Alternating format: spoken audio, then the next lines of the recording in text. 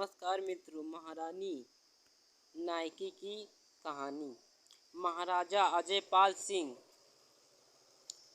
सेलानू की मृत्यु के बाद अलीवारा गुजरात की कमान नायिका देवी सेलानी के हाथ में आ गई, क्योंकि इस समय उनका पुत्र आयु में बहुत छोटा था। अजयपाल सिंह की सेलानी और रानी नायकी देवी सेलानी के दो पुत्र थे। बड़े बेटे का नाम मूलराज द्वितीय और छोटे बेटे का नाम भीमदेव द्वितीय था। गुजरात राज्य के लिए एक संकट का समय था, क्योंकि कई विदेशी आक्रमणकारियों की और दुश्मनों की नज़र इस राज्य पर थी।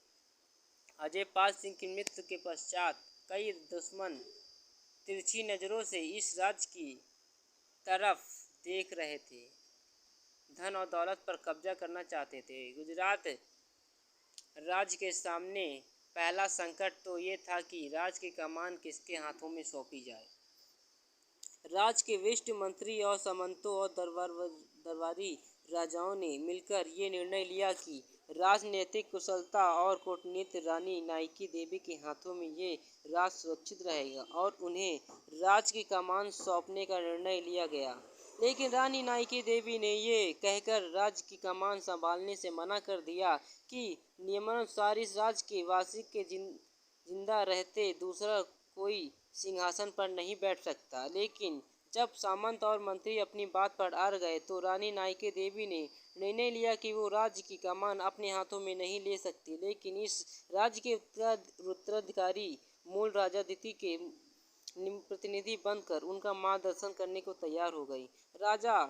महाराजा मूलराज द्वितीय के राजा बनने के पश्चात कुछ समय बाद गुजरात राज्य में सब कुछ शांतिपूर्ण था, लेकिन धीरे धीरे चारों तरफ से दुश्मन ने इस राज्य को जीतने और धन दौलत लूटने के इरादे से अपनी तैयारियां शुरू कर दी। गुप्तचरों के माध्यम से रानी नायकी देवी को सूचना प्राप्त हुई कि किसी भी समय विदेशी आक्रमण राज्य पर आक्रमण कर सकते थे। मोहम्मद गौरी एक तुर्की लुटेरा था जो हैवी और आक्रामक था। अपने साम्राज्य को बढ़ाने के लिए सन 1178 ईस्वी में विशाल सेना के साथ गुजरात की राजधानी हैदराबाद की तरफ निकल पड़ा। मोहम्मद गौरी का उद्देश्य था गुजरात राज्य को जीतना। इसी की मद्देनजर रखते हुए हैदराबाद से 40 मील दूर सन 1178 ईस्वी में अब्बू पर्वत के पास गद्दरघट्ट नामक एक घाट के मोहम्मद गौरी ने तंबू लगाकर अपना सैन्य शिविर स्थापित किया। मोहम्मद गौरी ने रानी नायकी देवी के सम्राट पर सीधा आक्रमण नहीं करके अपने एक दूत के जरिए संदेश भिजवाया कि रानी और उसके बच्चे के साथ साथ राज्य के सभी महिलाओं एवं कन्याओं को धन दौलत समेत कई मुझे सौंप दो, नहीं तो सभी को मौत की घाट उतार दिया जाएगा। जब मोहम्मद गौरी का दूत संदेश लेकर रानी नायकी देवी के दरबार में पहुंचा तो रानी ने संदेश पढ़ा और उसका जवाब देते हुए मोहम्मद गौरी को लिखा कि हमें आपकी सभी शर्तें मंजूर हैं। रानी नायकी देवी के इस निर्णय ने राज्य के सभी मंत्रियों एवं सामंतों को समय में डाल दिया। तभी रानी ने उन्हें समझाया कि ये उसकी चाल है। मोहम्मद गौरी को पराजित करने का तरीका। रानी नायकी देवी ने नाडोल के राजा कुलरदेव चौहान के यहाँ पर राज्य की सभी स्त्रियों एवं कन्याओं को भेज दिया ताकि वो वहाँ पर सुरक्षित रह सके। रानी नायकी देवी नए सेनापति कुंवर रामवीर को आदेश दिया कि आप कुछ सैनिकों के साथ मेरे से कुछ दूरी पर रहना। पूर्व योजना के अनुसार रानी ने 200 वीर और बलशाली योद्धाओं को आदेश दिया कि तुम भेष बदलकर मोहम्मद गौरी की सेना में शामिल हो जाओ और कुछ योद्धा अम्बू पर्वत की तटी में छुप जाओ। और कुछ तरह रानी ने मोहम्मद गौरी को भ्रम में रखने के लिए अपनी सेना के 25,000 सैनिकों को अलग अलग भागों में बांट दिया। पूरी योजना बनने के पश्चात रानी नायकी देवी अपने दोनों पुत्रों मूलराज और भीमराव को अपनी पीठ पर बांधकर घोड़े के बैठकर मोहम्मद गौरी को सैन्य शिविर की तरफ चल पड़ी।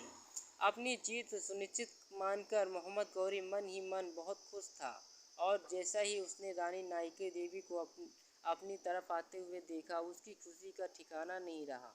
मोहम्मद गौरी से कुछ ही दूरी पर आकर रानी नायकी देवी रुक गई।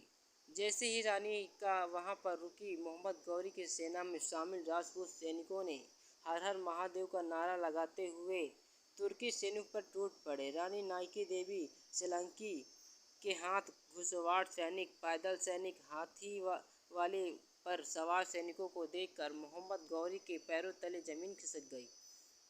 मोहम्मद गौरी पर भी समझ पाता, इससे पहले ही रानी के तलवार के तेज वार ने मोहम्मद गौरी के गुप्त अंग को भंग कर दिया। घायल अवस्था में दर्द से कांपता हुआ मोहम्मद गौरी युद्ध मैदान से भाग निकला। मेरुतुन के दौर लिखी गई प्रथम चिंतामणि नामक पुस्तक और अन्य इतिहासकारों के अनुसार मोहम्मद गौरी इतना डर गया कि मुल्तान पहुंचने के बाद भी वो अपने घोड़े से नीचे उतरा। मुल्तान पहुंचने के पश्चात मोहम्मद गौरी ने देखा कि वो नपुंसक बन गया। इस घटना के बाद मोहम्मद गौरी ने आगामी 13 वर्ष तक भारत की तरफ आंख उठाकर नहीं देखा।